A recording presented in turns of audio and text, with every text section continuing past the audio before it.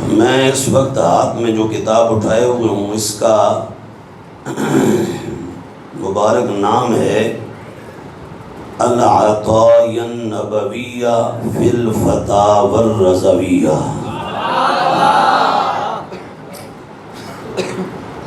یہ حضور امام اہل سنت مجدد دین و ملت سید المجددین مجدد اعظم الشاہ امام محمد احمد رضا خان فاضل و محدث بریلی قدس سرہ العزیز رضی اللہ تعالی عنہ ونور اللہ مرقدہ، آپ کا یہ ایک علمی دسترخوان ہے اور تقریباً یہ 30 جلدوں پر مشتمل ہے۔ اس وقت میرے ہاتھ میں ایک جلد ہے اور یہ جلد نمبر 29 ہے۔ اس میں سیدی اعلیٰ حضرت رضی اللہ تعالی عنہ آپ سے آج سے تقریباً 125 سال پہلے، یعنی 1.25 صدی پہلے ایک سوال ہوا میلاد شریف کے حوالے سے، تو حضور امام اہل سنت نے دلائل کے ساتھ اس کا جواب عطا فرمایا۔ وہ سوال انہی لوگوں کی طرف سے تھا جو آج بھی میلاد شریف کے موسم کے آتے ہی چیں بجبیں ہو جاتے ہیں۔ تو اس کا جو سن یہاں پر ہے وہ 1337 ہجری ہے۔ اس وقت ہم 1446 سن ہجری میں بیٹھے ہوئے ہیں۔ تو 125 سال یعنی تقریباً 1.25 صدی پہلے اعلیٰ سے یہ سوال ہوتا ہے۔ توجہ سے، یہ فکر رضا ہے، فکر رضا، دھیان سے سنیے اور سمجھنے کی کوشش کیجیے۔ سوال یہ کہ ثبوت مولود شریف پر، یعنی میلاد شریف کے ثبوت پر 100 روپیہ انعام، یہ انہوں نے کہا، وہ جو دوسرے لوگ ہیں کہ جی میلاد شریف دکھا دو، ثابت کر دو تو 100 روپے انعام لے لو۔ یہ 100 آج کا نہیں ہے، آج سے 1.25 صدی پرانا 100 ہے۔ آج کل جس رسم مولود کا رواج ہے، ہمارے علم میں یہ بے ثبوت بات ہے، یہ انہوں نے کہا۔ اس کے ثبوت دینے پر انجمن ہادہ کی طرف سے 1 ربیع الاول کو ایک اشتہار انعامی 10 روپیہ شائع ہو چکا ہے، مگر میاں فیروز الدین صاحب سوداگر آنریری مجسٹریٹ فرماتے ہیں کہ یہ انعام کم ہے، اس مسئلہ کا فیصلہ ہونا ضروری ہے۔ اس لیے میاں صاحب موصوف مروجہ، یہ جو ہمارے ہاں اس وقت چل رہا ہے، مروجہ مولود کا ثبوت قرآن یا حدیث یا فقہ سے دینے والے کو 100 روپیہ یعنی 100 روپیہ انعام دینے کا اعلان کرنے کی ہم کو اجازت دیتے ہیں۔ امید ہے حامیان مولود شریف ضرور توجہ کر کے انعام مرقومہ کے علاوہ ثواب دارین بھی حاصل کریں گے۔ اب اس سوال کا خلاصہ یہ کہ پہلے وہابیوں کی طرف سے یہ چیلنج ہوا کہ میلاد شریف کا ثبوت دکھا دو، ہم 10 روپے انعام دیں گے۔ پھر بعد میں انہی کے ایک بندے کی طرف سے یہ ہوا کہ 10 روپے نہیں، ہم 100 روپے انعام دیں گے اس بندے کو جو قرآن و حدیث یا فقہ کی کسی کتاب سے میلاد شریف کا ثبوت دکھا دے گا۔ تو سیدی اعلیٰ حضرت رضی اللہ تعالی عنہ آپ نے پھر جواب دیا، یہ توجہ سے سنیں سارے، الجواب آپ نے جواب دیتے ہوئے فرمایا وہابیہ کو 200 روپے انعام. وہابیہ کو کتنا انعام؟ 200 روپے. یہ آج کا 200 نہیں ہے، پھر کہہ رہا ہوں. یعنی ہمیں یاد ہے ہمارے بچپنے میں 58 54 اور یہ 50 پیسے اور یہ چلتا تھا. تو یہ ہمارا بچپن تو نہیں ہے، شاید ہمارے بڑوں کا بھی ابھی بچپن نہیں تھا، وہ بھی نہیں آئے تھے. یہ اس سے بھی پہلے کی بات ہو رہی ہے، اس دور کا 200 ہے. تو اللہ نے فرمایا وہ کہتے ہیں 100 روپے انعام دیں گے، تو آپ نے فرمایا 200 انعام دیں گے ہم. کس کو؟ وہابیوں کو.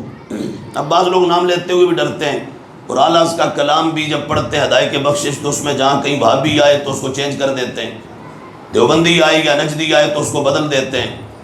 ایسا مت کیا کرو. ہاں امام نے جو لکھا ہے اس کو ویسے ہی بولو. ہاں بعض وہ اعلیٰ اس کا کلام ہے، اس میں کہہ دیتے ہیں کہ کوئی کیوں پوچھے تیری بات رضا، تجھ سے شیدہ ہزار پھرتے ہیں. شیدہ نہیں، اعلیٰ نے جو لکھا ہے وہی بولو، وہی بولو. جو مزہ اس میں ہے وہ تمہارے والے لفظ میں نہیں ہے.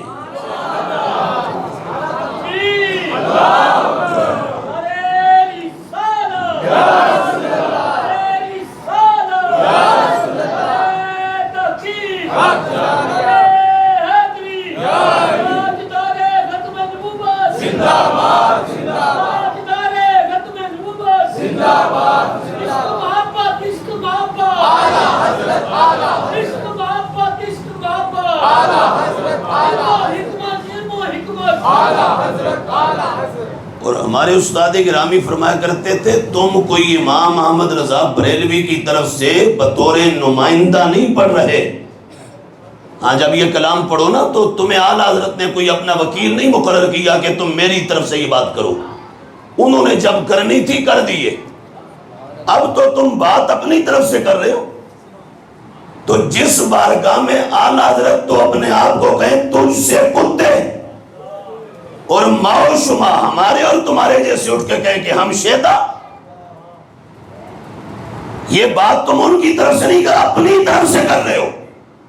جب انہوں نے اپنی طرف سے حضور کی بارگاہ میں عرض کی تھی تو پھر کرم یہ ہوا تھا کہ محبوب نے پردہ اٹھا کے جگتی آنکھوں سے دیدار کروا دیا تھا. تو اس واسطے لفظ وہی رکھو جو ان کے ہیں. بھائی ڈرنا کا ہے کو ہے. ہمارا نام سنی ہے. کیا نام ہے ہمارا؟ سنی ہے. میں اوپن اعلان کرتا ہوں، وہابیوں کو کہتا ہوں، دیوبندیوں کو کہتا ہوں، شیعوں کو کہتا ہوں، تم صبح سپیکر کھول لو، شام تک سنی سنی سنی بولو. شام سے کھول لو، صبح تک سنی سنی سنی بولو. ہمیں تو مسئلہ کوئی نہیں ہوگا، ہمیں تو خوشی ہوگی ہمارا نام لیا جا رہا ہے. تو بھائی تم نے اپنا نام خود رکھا، ہم نے نہیں رکھا. تو جو تم نے خود رکھا، اب اگر ہم بولے تو پھر چڑچڑاتے کیوں ہو؟ پھر جھگڑتے کیوں اور لڑتے کیوں ہو؟ یہ تو اپنے اپنے بخت اور نصیب کی بات ہے. کسی نے انڈیا کے اتحاد اور دیوبند نامی قصبے سے اپنا نام کر کے دیوبندی نام رکھا. کسی نے وہ نجد وہاں کی نسبت سے اپنے آپ کو نجدی کہلایا. کسی نے عرب اور نجد کے ایک گستاخ مولوی محمد بن عبد الوہاب نجدی کے حوالے سے اپنے آپ کو وہابی کہا. سنی تجھے مبارک، تو نے اپنا نام نہ خود کرا، نہ لاہور کے کسی مولوی نے کرا، نہ پشاور کے کسی عالم نے کرا، نہ کراچی، نہ خیبر، نہ کوئٹہ، نہ کشمیر، نہ شرق، نہ غرب. یہ نام کسی نے کرا نہیں ہے. مدینے والے نے عقیدہ بھی ہمیں خود دیا اور ہمیں یہ سنی نام بھی خود دیا ہے.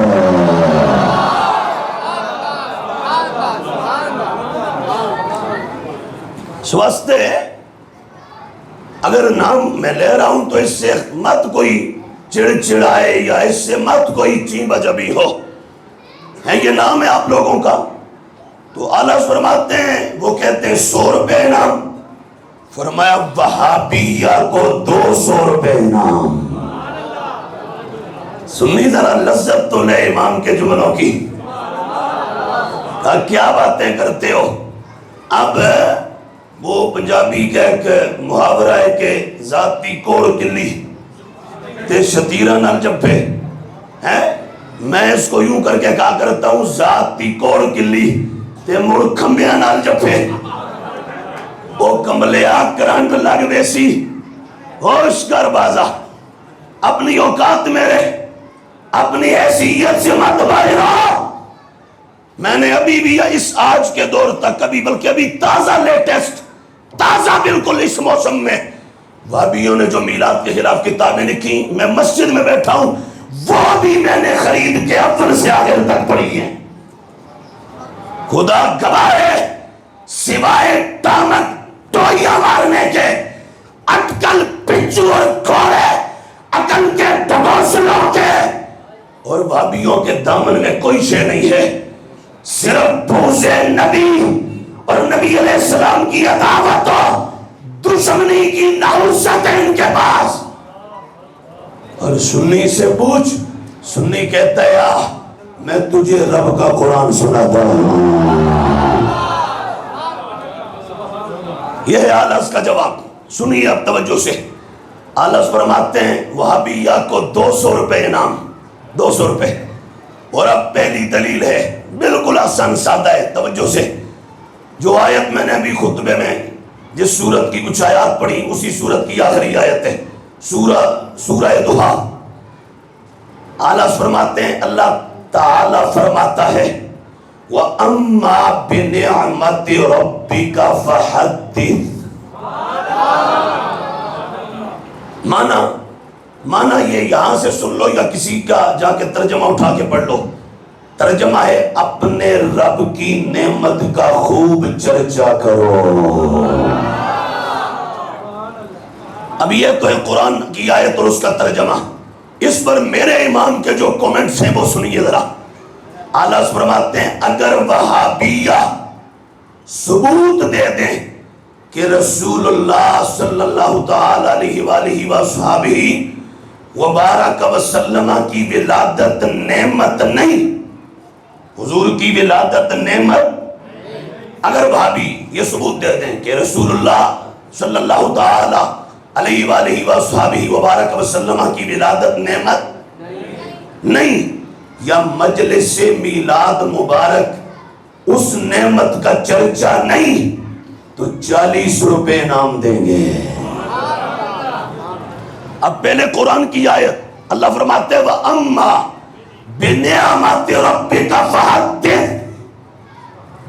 اپنے رب کی نعمت کا خوب چرچا کرو. اب چرچا کیسے ہوتا ہے بتاؤں؟ چرچا ایک بار بولنے سے نہیں ہوتا، 2 بار بولنے سے بھی نہیں ہوتا، 3 بار بولنے سے بھی چرچا نہیں ہوتا. تکرار ہے. چرچا کب ہوتا ہے؟ جب بندہ ہر طرف خلخلہ بپا کر دے، جب بندہ ہم بپا کر دے، اور میلاد کے اس عنوان پر جب بندہ جشن بپا کر دے، جب دھوم مچا دے، پھر ہوتا ہے چرچا. اب رب فرماتے ہیں نعمت کا چرچا کرو، نعمت کا چرچا کرو. اب اس پر ہم باقاعدہ احادیث سے دکھا سکتے ہیں، بلکہ قرآن سے، کہ نبی علیہ السلام کی ذات اللہ کی نعمتوں میں سب سے بڑی نعمت ہے. حضور اللہ کی سب سے بڑی نعمت ہے. مگر اس وقت اللہ فرماتے ہیں بھابیو سنو، اللہ کہتا ہے میری نعمت کا خوب چرچا کرو. اب تم ذرا ہمت کرو اور ہمیں یہ بتاؤ، کیا نبی علیہ السلام کا دنیا میں آنا نعمت نہیں ہے؟ پکڑو ان بھابیوں کو، پکڑ کے ان کو پوچھو. آج بھی بھابیوں کا کوئی بندہ پکڑ کے اسے جھنجھوڑو، پوچھو اس کو، ذرا دل پہ ہاتھ رکھ، بتا کیا زہرا کے بابا کا دنیا میں آنا نعمت نہیں ہے؟ میں یہ پھر کروڑ کے بار بار اس لیے کہہ رہا ہوں کہ یہ تمہارے جیسے سادہ لوگوں کو الجھاتے ہیں، چھیڑتے اور تنگ کرتے ہیں. ان کے بڑوں سے لے کر چھوٹوں تک، آج بھی ان کے تمام مچھندروں اور بدماشوں سے لے کر کیڑے مکوڑوں تک، انہیں پکڑ کے پوچھو، ہمت کر کے یہ بتا مولوی، کیا مدینے والے کا دنیا میں آنا نعمت ہے یا نہیں ہے؟ بول تو صحیح، نعمت ہے یا نہیں ہے؟ اگر کہے نعمت نہیں ہے تو پھر اگلی بات کرو. اگر کہے نعمت نہیں ہے، اس سے پوچھنا یہ بتا کہ قرآن کا ملنا نعمت ہے یا نہیں ہے؟ نہیں، جو سنی بیٹھے وہ بولے سبحان اللہ. ہمارا اہل محبت سے خطاب ہے، اہل محبت اور اہل عشق سے، اہل ادب سے. اگر کہنا دو ہی جواب ہے، اگر کہنا نعمت نہیں ہے تو اسے کہو یہ بتا قرآن کا ملنا نعمت ہے یا نہیں ہے؟ تو میں کہتا ہوں خدا گواہ ہے، فوراً کہے گا بھائی قرآن کا ملنا نعمت ہے. اسے کہو یہ بتا قرآن تجھے ڈائریکٹ ملا یا مدینے والا لے کے آیا؟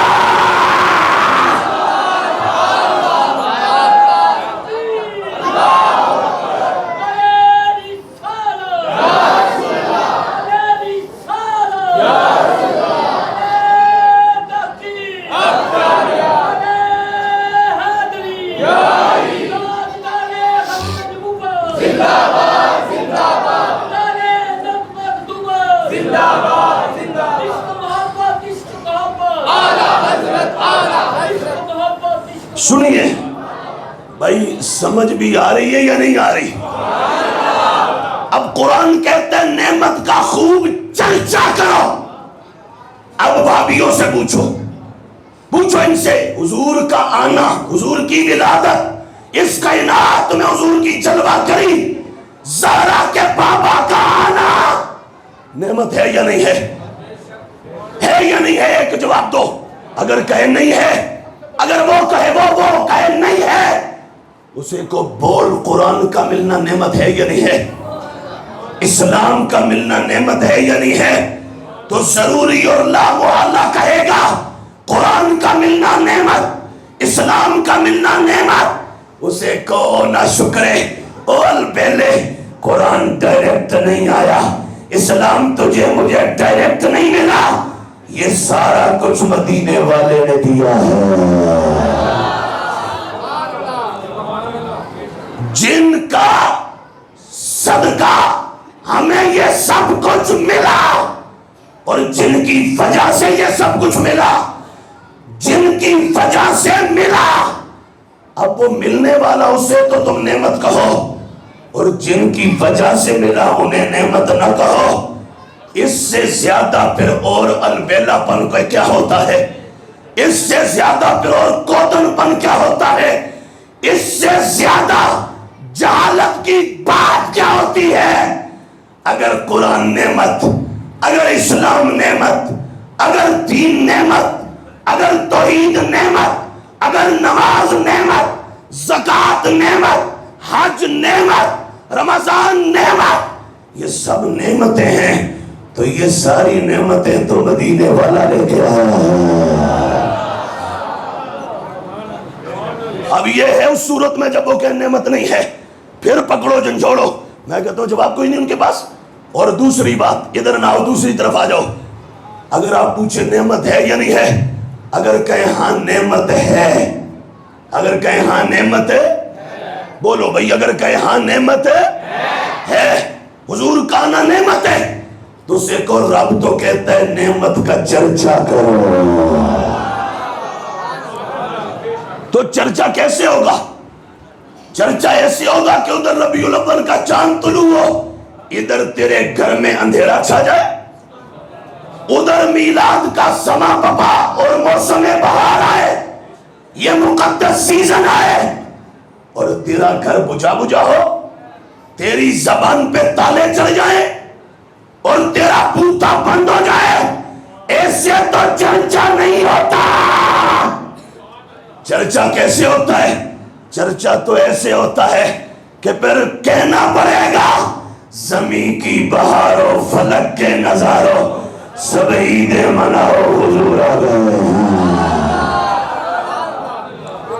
چرچا تو یوں ہوگا، بولو گے، کچھ کہو گے اور اس کا کچھ نظارہ نظر آئے گا، کچھ دکھے گا تو پھر ہوگا چرچا۔ اور اگر یہ نہیں ہے تو پھر مجھے کہنے دو، ایک قوم وہ ہے جو محرم میں ماتم کرتی ہے اور ایک قوم وہ ہے کہ جو ربیع الاول میں ماتم کرتی ہے۔ سنی تو خوش رہ، سر اٹھا کے چل، سینہ تان کے چل، تو محرم سے لے کے ذوالحجۃ الحرام تک سال کے 12 مہینوں کے ہر دن میں ہی رب کی نعمتوں میں رہتا ہے۔ نہ تو محرم میں ماتم کرتا ہے، نہ تو سفر میں، نہ ربیع الاول میں، نہ ربیع الثانی میں، تجھے تو رب عرشوں کا رحمان ہر گھڑی میں مدینے والے کا صدقہ نوازتا ہی رہتا ہے۔ اب یہ ہے اعلیٰ حضرت رضی اللہ تعالیٰ عنہ کی ایک دلیل فرمایا کہ یہ آیت پڑھو اور پڑھ کے ترجمہ کرو، اللہ کہتے ہیں نعمت کا چرچا کرو، اور پھر بھابی سے پوچھو، بھابی بتا تو صحیح حضور کی ولادت اور دنیا میں آنا اور جلوہ کری نعمت ہے یا نہیں ہے؟ اور اگر بھابی کہے گا نا نہیں ہے تو میں ابھی اس وقت کتاب رکھ کے بیٹھا ہوں، یہ میرے سامنے ہے البدایہ والنہایہ، یہ 7ویں صدی ہجری کا وہ بندہ ہے جس کو ہم اہل سنت سے بھابی اور دیوبندی زیادہ مانتے ہیں۔ ابن کثیر پورا سعودیہ اس کو بڑا بڑھ چڑھ کے مانتا ہے، بھابی اس کو بڑا ڈٹ کے مانتے ہیں۔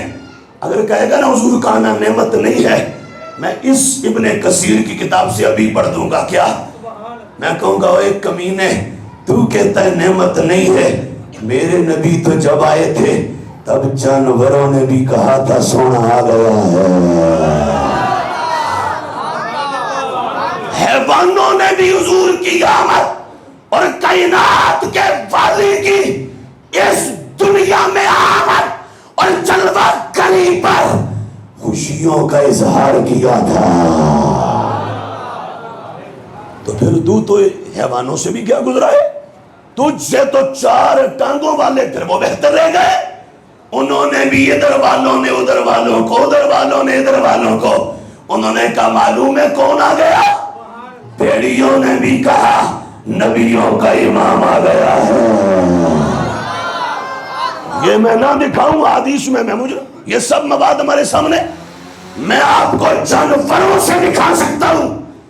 تو اگر جانور وہ بے شعورے ہو کر، وہ لا عقل ہو کر، وہ عقل سے پیدل ہو کر وہ بھی کہیں کہ آج کائنات پہ رب کا فضل ہو گیا ہے،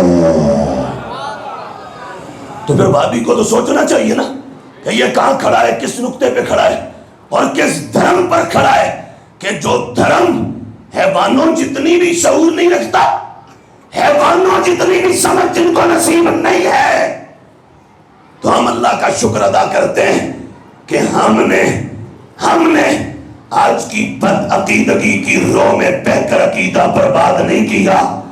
ہم ہیں تو 15ویں صدی میں، پر دل میں جو جذبات وہی ہیں جو مدینے والوں کے تھے،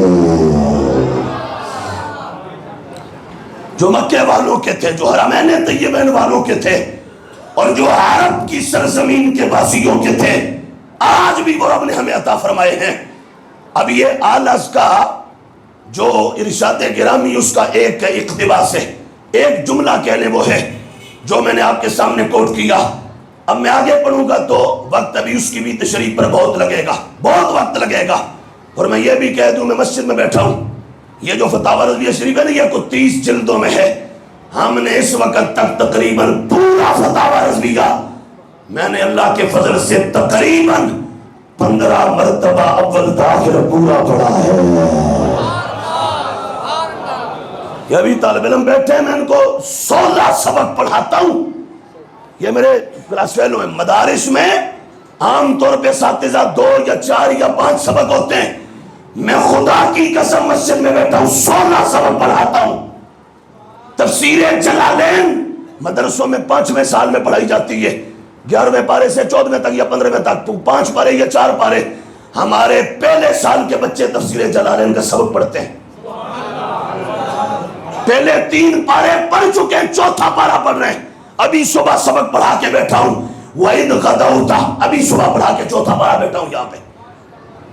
میں علم حدیث پڑھاتا ہوں، علم صرف اور نحو پڑھاتا ہوں، علم منطق پڑھاتا ہوں.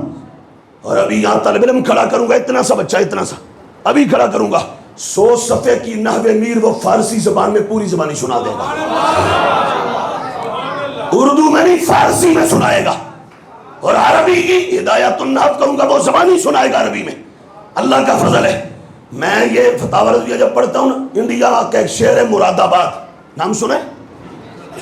مراد آباد میں میرے امام سیدی اعلیٰ کے خلیفہ ہوئے، ان کا اسم گرامی ہے سید نعیم الدین مراد آبادی قدس سر العزیز. ان کے ادارے کے ایک مفتی صاحب نے مجھے فون کیا تو مجھے کہنے لگے کہ بلا یہ فتاوی رضویہ شریف پڑھ کے جو آپ تشریح کرتے ہیں، یہ تشریح کہاں سے ملتی ہے؟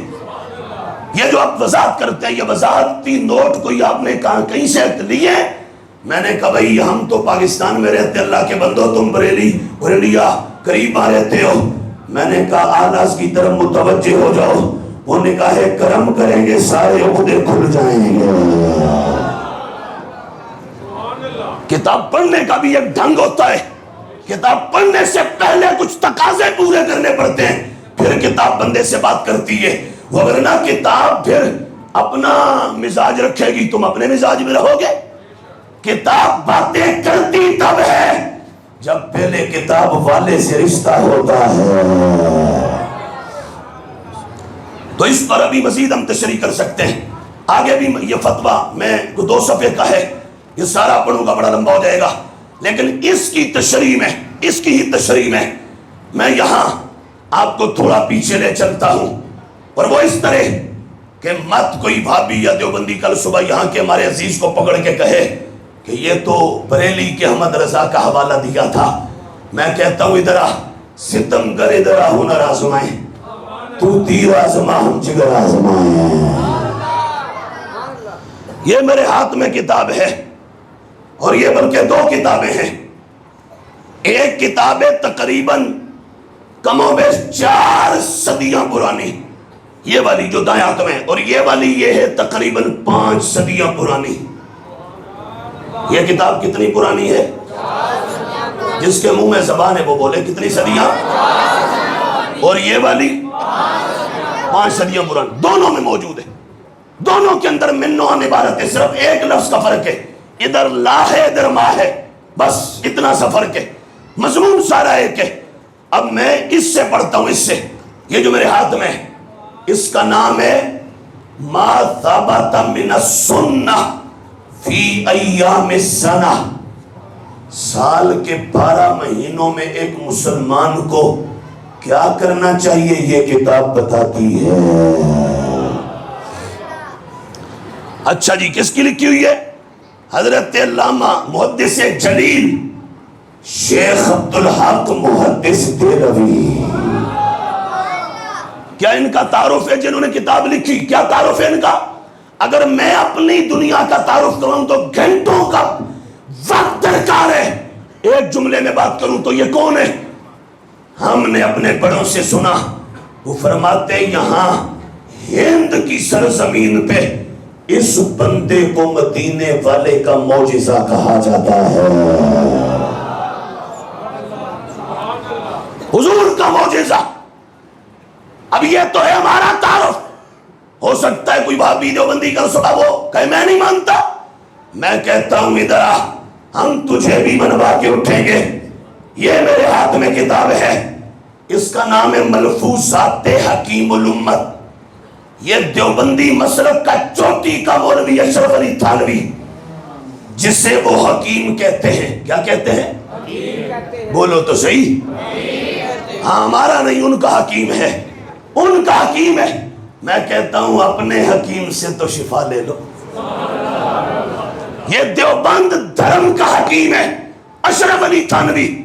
کتاب 10 جلدوں میں ہے، یہ جلد 9 ہے، اس کا صفحہ 138 ہے اور 138 138 پر موجود ہے. کیا یہ پھر سن لو، یہ کتاب لکھنے والے کا نام کیا ہے؟ شیخ عبدالحق. کیا نام ہے؟ یہ کون ہے؟ کس قد کے آدمی ہیں؟ کتنے اونچے ہیں؟ یہ سننا ذرا.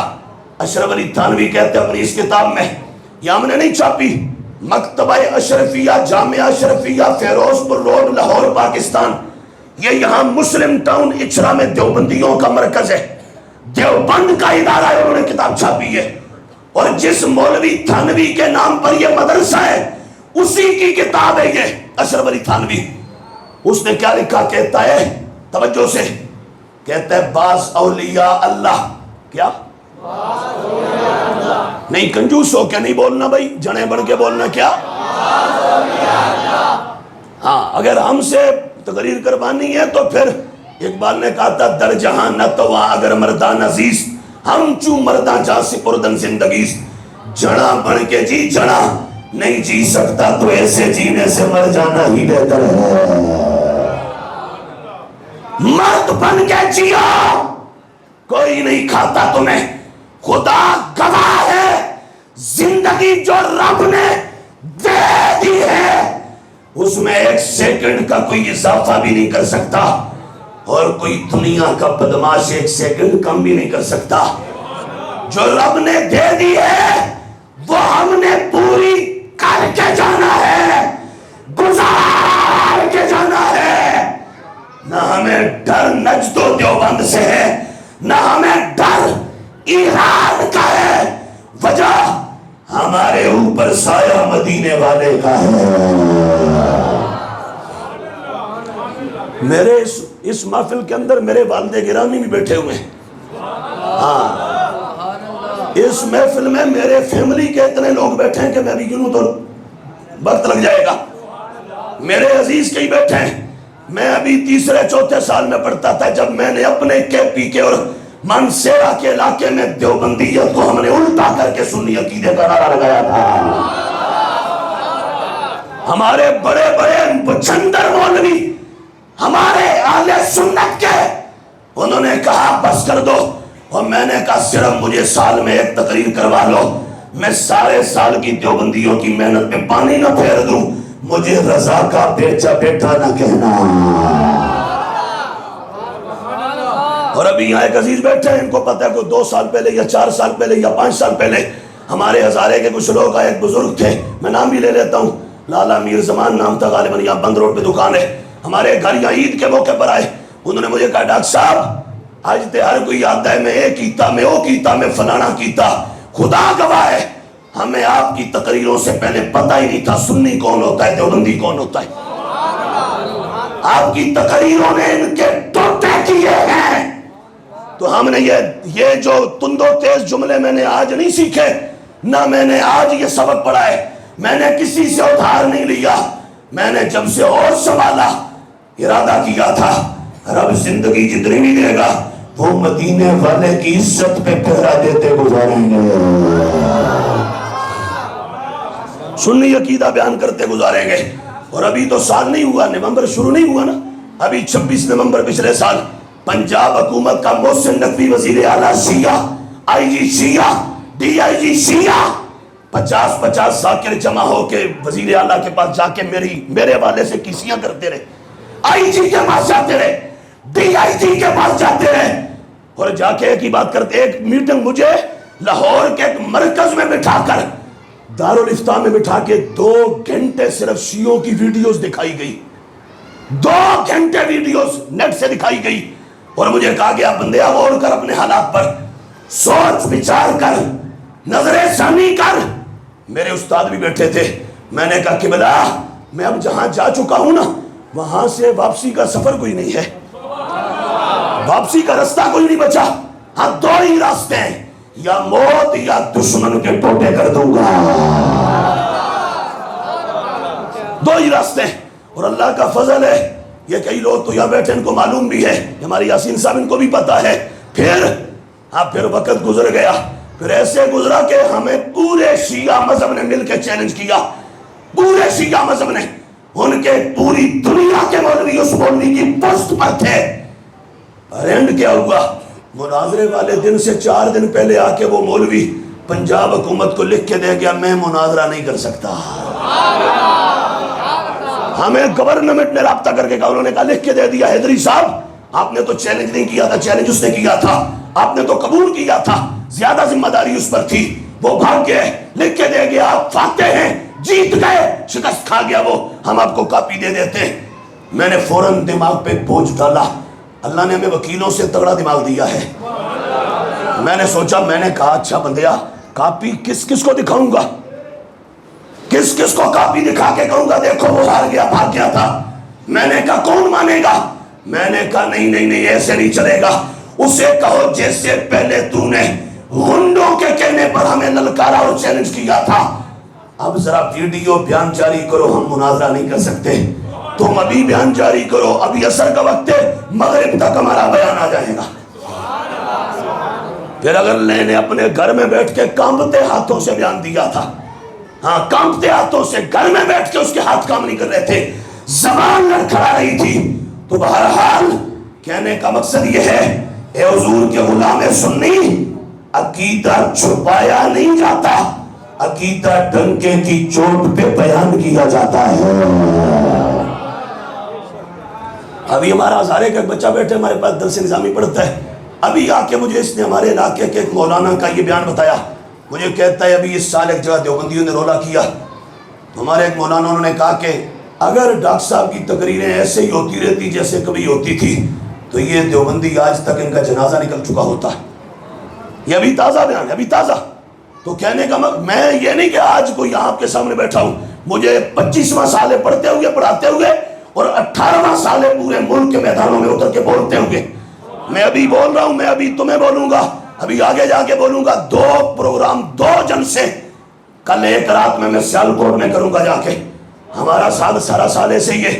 ہمارا ایک دیوانہ ہے میرے ساتھ پنڈ دادن خان گیا، مڑ کے آیا لائبریری میں مجھے اکیلے بیٹھے دیکھا تو پہلے پھٹی کے اس طرف بیٹھا تھا ڈائس کے، پھر اٹھ کے ادھر آ گیا، میرے قریب آ کے کہتا ہے ڈاکٹر صاحب ایک گل پوچھا سچ آکھو گے؟ میں کہو سنگی آپ پہلے بھی سچ ہی آکھیا ہوں پوچھ سچ ہی آکھاں گا۔ مجھے کہتا ہے سچ بتانا، یہ جہاں اپنے تقریر کی شیعوں کا گڑھ تھا تو ایسی جگہوں پر اتنا سخت تقریریں کر کے ڈر بھی کبھی لگا ہے، اندر کو سینے میں ڈر بھی محسوس ہوا؟ میں نے اسے کہا میں تجھے دلیلیں دوں تو شاید تیرے اوپر سے گزر جائیں، میرا جھٹکا اور سادہ سا جملہ یاد کر دنیا کو سنا دے کیا؟ میں نے کہا جا کے جگ کو بتا سنی جینے میں بھی مزہ ہے، سنی مرنے میں بھی مزہ ہے۔ بس اتنی سی بات، اتنا سا فلسفہ ہے بھائی، نہیں ہوگا تو مر جائیں گے بس۔ لوگ دھماکوں میں ویسے بھی تو مر جاتے ہیں، اگر کوئی مصطفیٰ کے نام پر مر جائے وہ تو مر کے بھی زندہ ہو جاتا ہے۔ اب ادھر دیکھو، یہ بات کرتے ہیں اور پھر اس کے بعد سمیٹتے ہیں۔ ادھر دیکھو اس بندے کے بارے میں اشرف علی تھانوی کیا کہتا ہے۔ اشرف علی تھانوی کہتا ہے بعض اولیاء اللہ، کیا بولا؟ بعض اولیاء اللہ۔ یہ دیوبندی کہہ رہا ہے۔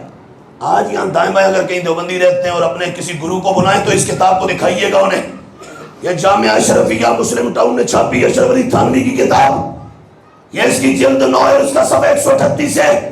وہ کہتے ہیں بعض اولیاء اللہ ایسے بھی گزرے ہیں، بعض اولیاء اللہ ایسے بھی گزرے ہیں کہ خواب میں یا حالت بیداری میں روز مرہ ان کو دربار نبوی میں حاضری کی دولت نصیب ہوتی تھی۔ تو آپ کو سمجھ آؤں دی پئی ہے کہ نہیں؟ کہتا ہے کچھ کہتا ہے کچھ اللہ کے ولی۔ میں نے اس لیے پوچھا کہ بعض کے چہرے مجھے پریشان دکھائی دے رہے۔ میں اللہ کے بندو تمہیں پریشان کرنے تو نہیں آیا، میں تو تمہارے چہرے چمکانے آیا ہوں۔ خوش ہو کے بولو سبحان اللہ۔ کہتا ہے یہ اس کا عبارت کو آسان کر کے بتاؤں، تھانوی کہتا ہے کچھ ولی ایسے گزرے جو روزانہ جاگتے ہوئے زر کی آنکھوں سے یا سوتے ہوئے خواب میں مدینے والے کے دربار میں جایا کرتے تھے۔ آگے کہتے ہیں ایسے حضرات صاحب حضوری کہلاتے ہیں. حضوری والے، حاضری والے. آگے کہتا ہے انہی میں سے کیا؟ ایک حضرت شیخ عبدالحق محدث دہلوی ہیں. یہ جن کا بھی میلاد پر میں حوالہ دوں گا، اور اگر کوئی گگو پھر کسی دیوبندی کو یہاں دائیں بائیں بلائے تو اسے یہ ریکارڈ پیش کر کے اسے دکھا کے پھر پتہ لگائے کہ میلاد کی کیا شان ہے. کہتا ہے یہ ایک تو اب اس میں کئی باتیں. پہلی بات یہ کہ یہ اللہ کے ولی، اللہ کے ولی، بولو اللہ کے ولی، بولو اللہ کے ولی. اور دوسری بات یہ کہ روزانہ خواب میں یا جاگتے ہوئے یہ مدینے والے کا دیدار کیا کرتے تھے. اب ذرا اندازہ کرنا پھر یہ میلاد پر کیا کہتے ہیں. کیا کہتے ہیں میلاد پر؟ ابھی ہو سکتا ہے یہ دیوبندی کہیں کہ نہیں وہ دوسرے آ جائیں، گلابی. وہ گلابی سمجھتے ہیں؟ گلابی یا نہیں جانتے؟ وہ جو اپنے آپ کو اہل حدیث کہتے ہیں. ہاں ہو سکتا ہے وہ آ کے کہیں جی یہ تو دیوبندیوں کا حکیم تھا، ہمارا حکیم تو نہیں لگتا، لہذا ہمارے اوپر تو یہ حجت قائم نہیں ہو سکتی. میں کہتا ہوں ہم تمہارا حکیم بھی دکھائے دیتے ہیں. یہ میرے ہاتھ میں کتاب ہے، اس کا نام ہے تاریخ اہل حدیث. کیا نام ہے؟ تاریخ اہل حدیث. لکھنے والا کون ہے؟ آج کے اس دور کا وہابیوں کا سب سے بڑا گرو، وہابیوں کا سب سے بڑا مولوی ساجد میر. مولوی سیالکوٹ والا، وہابیوں کا وہ بڈھا کھوسٹ، اس کا دادا ہوا، نام ہے میر ابراہیم سیالکوٹی. اس نے یہ کتاب لکھی، اہل حدیث مذہب کی تاریخ پر لکھی. اس کتاب کے صفحہ نمبر 442 پر، کیا صفحہ؟ ویسے تو صفحہ 440 ہے، یہ لکھا ہے شیخ عبدالحق محدث دہلوی. 41 پر بھی ہے، 42 پر بات جا کے پوری ہو رہی ہے. ان کے بارے میں جن سے ہم ابھی میلاد پڑھنے لگے ہیں. 3 صفحوں پر ہے لیکن سارا پڑھوں گا وقت ادھر ہی لگ جائے گا. ابھی مختصر آخری اقتباس سناتا ہوں. وہابی کہتا ہے مجھ عاجز کو، اپنا کہتا ہے مجھ عاجز کو آپ سے، مراد ان سے، شیخ عبدالحق سے، مجھ عاجز کو آپ کے علم و فضل اور خدمت علم حدیث اور صاحب کمالات ظاہری و باطنی ہونے کی وجہ سے حسن عقیدت ہے. کہتا ہے ان کے ساتھ، اب آگے بھی بات ہے وہ چھوڑ رہا ہوں، کہتا ہے ان کے ساتھ تھانوی نے کہا اللہ کے ولی، تھانوی نے دیوبندی دھرم کے چوٹی کے گرو نے کہا یہ اللہ کا ولی، روزانہ سرکار کی بارگاہ میں جانے والا، حاضری کا شرف پانے والا. وہابیوں کا بولا کہتا ہے مجھے تو ان سے عقیدت ہے. کیوں؟ اللہ نے انہیں علم کمالات ظاہری بھی دیے تھے، باطنی بھی دیے تھے. آسان لفظ میں یوں کہوں، یہ اپنے وقت کا ایک بڑا عالم بھی تھا اور ایک بڑا اللہ کا ولی بھی تھا. اب آ جاؤ، دیوبندیوں وہابیوں دونوں نے کہا بندہ بہت بڑا ہے. بندہ سارے بولو نا، بندہ بہت اونچے قد کا ہے، بڑا معتبر ہے، بڑا مستند ہے، بڑا مضبوط آدمی ہے. اب یہ تو بول دیا، یہ تو ہو گیا کنفرم، بندہ بہت معتبر ہے. کتاب چھپ کے آئی ہے بیروت کے، لبنان سے، لبنان کے بیروت سے، دارالکتب العلمیہ بیروت اور لبنان سے میرے ہاتھ میں ہے. اور اگلی ایک اور بات مزے کی کروں، اگر تمہارا حوصلہ برداشت کرے، اس کتاب کے اوپر لکھا ہوا ہے یہ شیخ عبدالحق کب ہوئے؟ سال پہلے، 2 سال پہلے، 4 سال پہلے. اوپر لکھا ہوا ہے 1052 ہجری میں ان کا وصال ہوا. کب؟ سارے بولو 1052. اب کیا ہے 1446 ہجری. اب کیا ہے 1446. ان کا وصال کب ہے؟ 1000۔ ان کو دنیا سے گئے ہوئے تقریباً 394 سال ہو چکے ہیں۔ کتنا عرصہ ہو چکا ہے؟ 300۔ تو کتاب ظاہر ہے انہوں نے دنیا سے جانے سے پہلے ہی لکھی ہوگی نا، بولو، دنیا سے جانے سے پہلے ہی لکھی ہوگی نا کتاب۔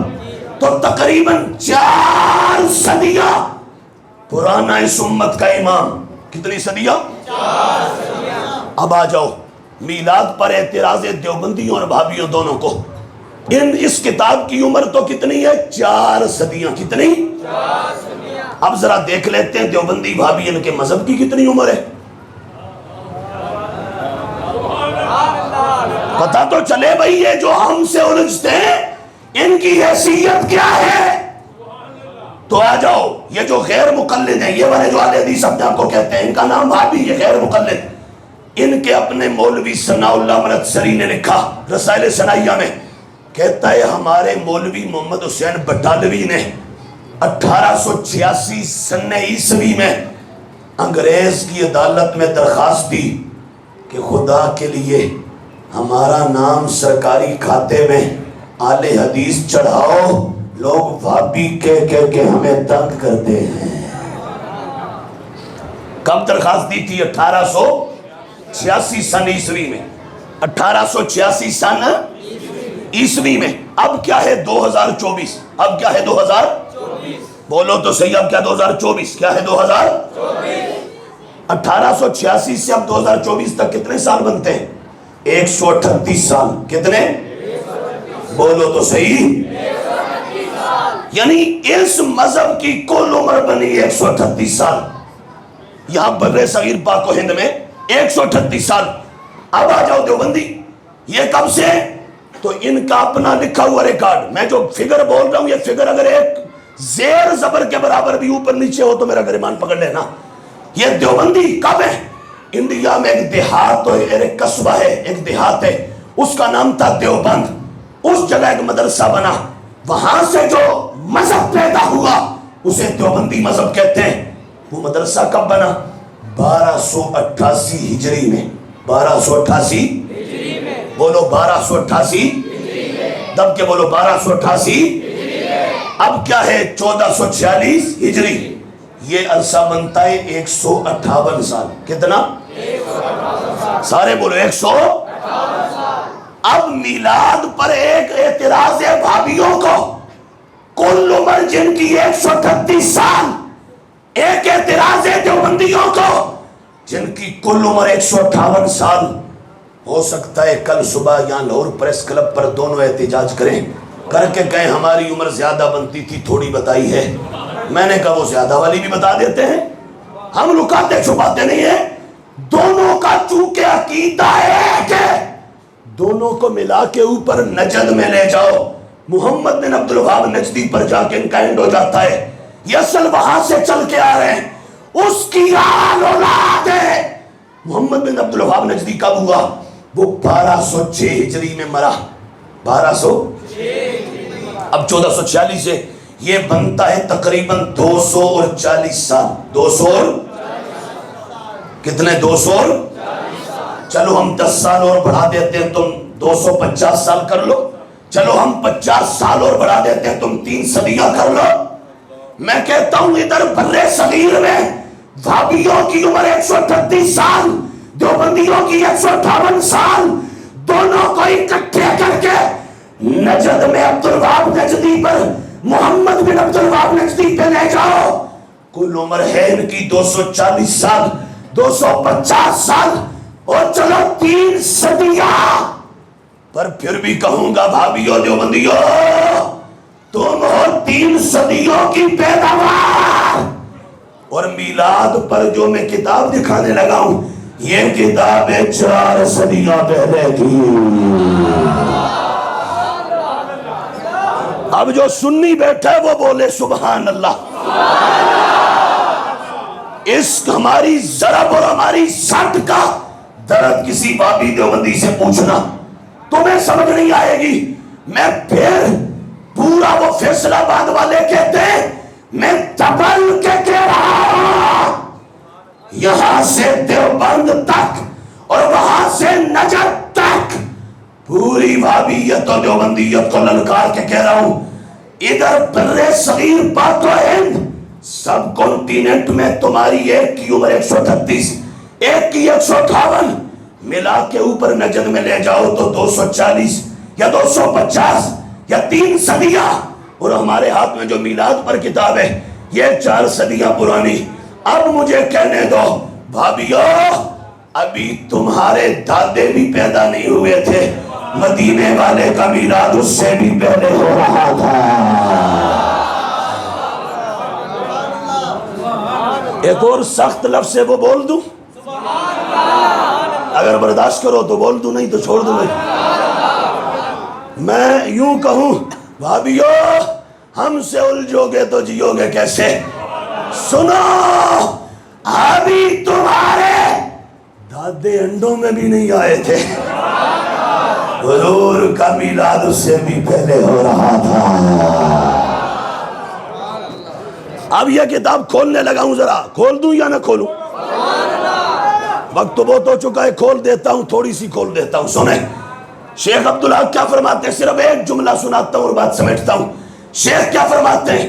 شیخ فرماتے ہیں، اس کا صفحہ 107 ہے، فرماتے ہیں وَمَا زَالَ اہل الاسلام یحتفلون بشہر مولدہ علیہ السلام۔ کیا معنی ہے؟ شیخ فرماتے ہیں اب نہیں، 4 صدیوں پہلے فرماتے ہیں سنو، ہمیشہ ہمیشہ سے، کیا فرمایا؟ ہمیشہ ہمیشہ سے ربیع الاول کا مہینہ جب بھی آتا تھا حضور کے غلام میلاد کے جلسے کیا کرتے تھے۔ جب بھی ربیع الاول کا مہینہ آتا تھا۔ یہ شیخ نے کب لکھا؟ 400 سال پہلے لکھا۔ ابھی دھرتی کے سینے پر دیوبند اور وہابیت نام کا کوئی وجود نہیں تھا، شیخ نے تب لکھا اور لکھ کے تجھے مجھے یہ پیغام دے دیا، اے حضور کے غلام، کل اگر کوئی تجھ سے الجھے گھبرانا نہ، پریشان نہ ہونا، اس کے سامنے سرنڈر نہ کرنا، پسپا نہ ہونا، سینہ تان کے اسے کہنا جس کام سے مجھ سے الجھتا ہے یہ کام تو تب بھی ہوتا تھا کہ ابھی تو آیا بھی نہیں تھا، ابھی تو دنیا میں آیا بھی نہیں تھا۔ حضور کے ولادت باسعادت کا اور میلاد شریف کا یہ جلسہ یہ تو تب بھی ہوتا تھا۔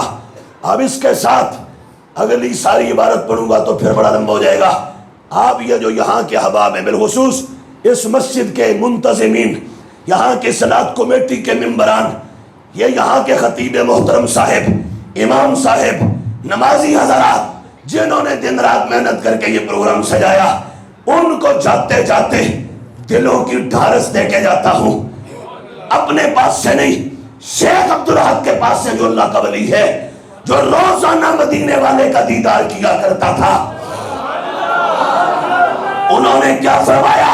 فرماتے ہیں، یہ ساری عبارت چھوڑ کے آخر میں جا رہا ہوں، فرماتے ہیں وَمِمَّا جُرِّبَ مِنْ خَوَاسِهِ أَنَّهُ أَمَانٌ فِي ذَلِكَ الْعَامِ۔ فرماتے ہیں جس جگہ پہ سال میں ایک بار مدینے والے کا میلاد ہو جاتا ہے نا، اللہ سارا سال اس جگہ کو امن والی بنا دیتا ہے۔ نعرہ رسالت، نعرہ رسالت، اس کو محبت، اس کو محبت، اس کو محبت، اس کو محبت، اس کو محبت، اس کو محبت، علم و حکمت، اس کو محبت۔ سنو سنو سنو، اب اس کتاب کے مجھے کہہ رہے ہیں احباب باہر کھڑے ہیں، اگلے پروگرام والے انتظار کر رہے ہیں، واقعی تاخیر ہوگی لیکن اب کریں تو کیا کریں، اگر ہم سے خطاب کروانا ہے تو پھر کم از کم 4 یاروں کے نام پہ 4 گھنٹے کا وقت رکھو. ہاں پھر ہم تمہیں کسی جگہ پہ پہنچا کے تو پھر چھوڑیں ہیں. ابھی تو میں حدیث مدینے والے کی اپنی زبان سے تمہیں میلاد سنا کے جاتا ہوں. تمہاری بھول ہے بھابیو، تمہارا پالا بھی پڑا ہے ان خطیبوں سے جو جاہل ہیں، جو جہالت کے پلند ہیں. ہاں وہ جن کو نہ الف آتی ہے، نہ با، نہ جیم، نہ دال، جنہیں اب جد کا پتہ نہیں، ان سے تمہارا واسطہ پڑا ہے. تم اگر جی کرے تو ہم سے بیٹھو، ہم سے بات کرو. میں 15 صدیوں کی ہر صدی میں مدینے والے کا میلاد دکھانے کے لیے تیار ہوں. میں کسی مولوی کا پتر بھی نہیں ہوں، پوترا بھی نہیں ہوں، کسی مولوی کا دھوترا بھی نہیں ہوں، بھانجا بھی نہیں ہوں، بھتیجا بھی نہیں ہوں، بھائی بھی نہیں ہوں. میرے خاندان میں کوئی نہیں ہے، یہ سارے خاندان والے سن رہے ہیں. لیکن اللہ کا فضل ہے، میں نے ان گناہگار ہاتھوں سے 1.5-2 کروڑ کی کتابیں دین کے لیے خود خرید کے رکھی ہیں. یہاں مولوی 6 مہینے سال صرف گھروں میں سیٹھوں کی بہوؤں کے پاس ٹیوشنیں پڑھا لینا، وہ کوٹھی بنگلہ مکان سیٹ کر لیتا ہے. مجھے اس لاہور میں 20 سال ہو گئے، میرے نام پہ ایک گٹ کی بھی دنیا نہیں ہے، ورنہ مرتے دم تک ہوگی. ہم نے یہ اعلان کر رکھا ہے، یہ میرے طالب علم سن رہے ہیں، میں نے کہہ رکھا ہے پترو جے میں مر جاؤں میرا جنازہ تیار ہوئے، میں کہ جنازہ پڑھن تو پہلے چیک کرنا ہمارے نام دنیا تو نہیں ہے، اگر ہے تو تھوک کے واپس ہو جانا. یہ بندہ ہمیں دین بتاتا تھا، دین کی طرف بلاتا تھا، خود دنیا جمع کرتا رہا. جنازہ نہ پڑھنا، پلٹ کے چھوڑ کے چلے جانا. اور اگر اس گھڑی تمہیں یہ نظر آئے اس کے دامن میں تو سوائے نبی کے اور کچھ بھی نہیں ہے، پھر جنازے کو کندھا بھی دے دینا، کفن بھی پہنا دینا، جنازہ پڑھا کے قبر میں بھی لحد میں بھی اتار دینا، اور پھر حضور نبی علیہ السلام کی عشق و محبت کا نعرہ بھی مستانہ نعرہ وہاں پہ لگا دینا. اللہ کا فضل ہے. اور مجھے پتا ہے دنیا ہے بڑیوں کی، یہ بڑی مشکل ہے اس کو چھوڑنا، بڑا مشکل ہے. پر مولا علی کہتے تھے دنیا جا، میں نے تجھے 3 طلاقیں دے دی. اور مولا علی کہا کرتے تھے لوگوں کے اونچے اونچے محل اور مکانات دیکھ کے کبھی گھبرانا نہ. کیوں؟ فرما قبریں سب کی برابر ہوتی ہیں. کیا باتیں کرتے ہو. اور اگلی بات یہ بھی کہہ دوں، کسی کے ذہن میں ابھی بھی آئے، آپ کہیں گے پھر آپ کے گھر والے کیا کریں گے، آپ کے بچے کیا کریں گے، تو میرا ایک ہی جملہ سنو اور 1000 جملوں پہ بھاری. یہ کیا؟ میرے بچے جانے سہرا کا بابا جانے، وہ ہماری 50 نسلوں کے لیے کافی ہے. بلکہ یوں کہنے دو مجھے، مدینے والا میری قیامت تک کی نسلوں کے لیے کافی ہے. سمجھ آگئی؟ بڑا اوکھا ہوتا ہے اپنا پیٹ کاٹنا. میں 24 گھنٹوں میں 1 مرتبہ کھانا کھاتا ہوں، خدا کی قسم منبر رسول پر بیٹھا ہوں 1 بار کھانا کھاتا ہوں، 1 بار. لیکن 1 روپیہ بھی بچے نا تو وہ بھی جوڑ کے کہتا ہوں کوئی کتاب لینی ہے. ہاں اتنی کتابیں خریدی ہیں کہ اللہ کا فضل ہے کوئی ہمارے سامنے 4 نسلوں کا مولوی بیٹھے نا، ہم 10 منٹ کے اندر اس کے ناک کا سائلنسر پھٹا کے دھواں نکال دیں گے. ہاں اور مڑ پنجابی چاہ دیں لوں لوں چو دھوں نہ کڑیے تیرا زیادہ پتر نہ آکھیو ہو. ہاں سمجھ آ گئی؟ اللہ کا فضل ہے. اس واسطے دلیل ہیں، ابھی انبار لگا ہوا ہے جو ابھی سامنے رکھی ہے، یہ بھی تو ابھی کچھ بھی نہیں ہوا. ابھی جو عبارتیں پڑھی وہ بھی کچھ نہیں ہوا. مسجد ذوالفقار علی آباد رہے، شاد رہے. اللہ اس مسجد کے در و دیوار آباد رکھے. ہمارے جو عزیز سامنے بیٹھے ہیں، مجھے انہوں نے بتایا کہ انہوں نے تو یہ جس نے بھی محنت کی، جس نے بھی جو کیا، عرش کا رحمان اس کی نسلوں کو بھی تار دے. اللہ اس محلے کو آباد رکھے، اس علاقے کو آباد رکھے. تو کیا خیال ہے، کچھ سمجھ بھی آئی ہے یا نہیں آئی؟ بولو سمجھ بھی آئی ہے یا نہیں آئی؟ ہاں بوجھ کے نہیں، جو حضور کا غلام جنا بیٹھا ہے وہ کہ سمجھ بھی آئی ہے کوئی نہیں آئی. اب جاتے جاتے ہم فقیروں کا جملہ بھی سن لو. کیا؟ میری عمر مدینے دے ٹبیاں دی تصویر بنا دیا گزر گئی، سرکار چیتے کر کر کے بس نیر وگاندیاں گزر گئی. جس خاک نصیباں والی تے ٹرے آئے سلطان رسولاں دا، او خاک تصور وچ چم اکھیاں نال لاندیاں گزر گئی. جد پچھیا نکیراں قبر دے وچ جد پچھیا نکیراں قبر دے وچ دس ہوئے دس جد پچھیا نکیراں دس ہوئے کیویں گزر گئی ہیں میں آکھاں گا دنیا تے اس سونے دی نعت سناندیاں گزر گئی۔ السلام علیکم۔